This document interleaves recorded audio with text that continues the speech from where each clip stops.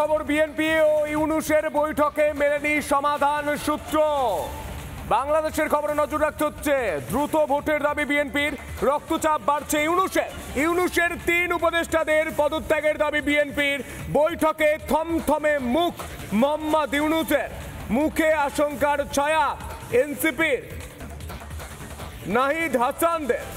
বৈঠকে ছিলেন জাতীয় নাগরিক পার্টির 4 সদস্য।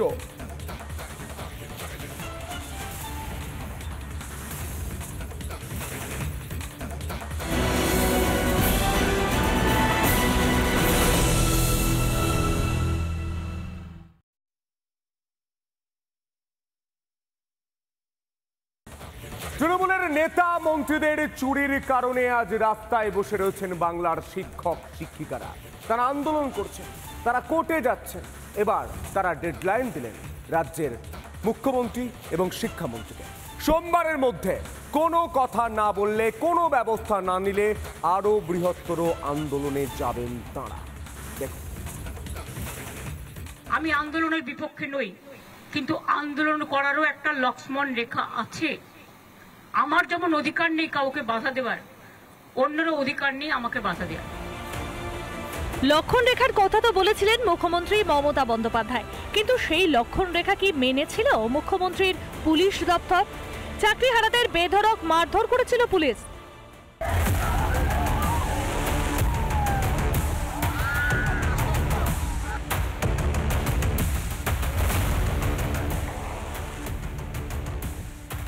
18 দিনে পড়ল চাকরিহারাদের আন্দোলন। বিকাশ ভবনের সামনে টানা 18 দিন ধরে ধর্ণা দিয়ে যাচ্ছেন চাকরিহারা যোগ্য শিক্ষক শিক্ষিকা এবং শিক্ষাকর্মীরা।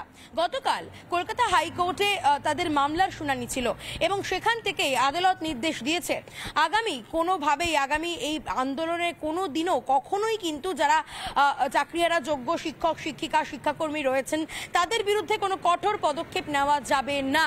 আলটিমেটলি সসম্মানে নিজে পূর্বের অবস্থানে ফিরে যেতে চাই। এই ফিরে যাওয়ার জন্য উনি যদি আমাদেরকে সেইভাবে আশ্বস্ত করেন বা আমাদেরকে সহযোগিতা বা সহানুভবতা এগুলো দেখান, তাহলে সেক্ষেত্রে অবশ্যই কাম্য। আমরা পুনরায় আবার চিঠি দিব, যেটা হাবিব বললেন, কিন্তু তারপরেও আমরা কিন্তু আমাদের দিশা না পাওয়া পর্যন্ত আমাদের এই আন্দোলনটা চালিয়ে যাব। তবে শুধু পুলিশ নয়, রাজ্যের শিক্ষা দপ্তর থেকে শুরু করে এসএসসি কেউই কথা রাখেনি। লক্ষণ রেখা অতিক্রান্ত করতে করতে দিন কাবার করে দিয়েছে রাজ্য। ব্ল্যাকবোর্ড আর চক ডাস্টার ছেড়ে এখন রাস্তায় ঠাঁই হয়েছে চাকরিহারা শিক্ষক ও শিক্ষাকর্মীদের। পরবর্তী 4 জুলাই যে মামলা শুনানি রয়েছে সেই কটা দিন কিন্তু আন্দোলনকারীরা স্বস্তিতে থাকতে পারবেন। এবং প্রসঙ্গত আদালত এমনটাও নির্দেশ দিয়েছে পুরসভাকে আন্দোলনকারীদের জন্য জল এবং বায়ো টয়লেটের ব্যবস্থা করতে হবে। এবার তাই সোমবার পর্যন্ত রাজ্য সরকারকে ডেডলাইন দিয়েই দিলেন চাকরিহারা শিক্ষক শিক্ষিকা ও শিক্ষাকর্মীরা।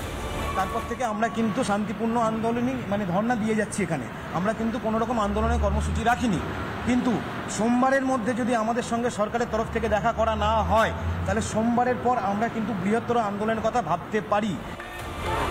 সোমবারের মধ্যে তাদের ন্যায্য দাবি মেনে না নিলে তারা আবারও বৃহত্তর আন্দোলনের পথে হাঁটবেন বলে হুঁশিয়ারি।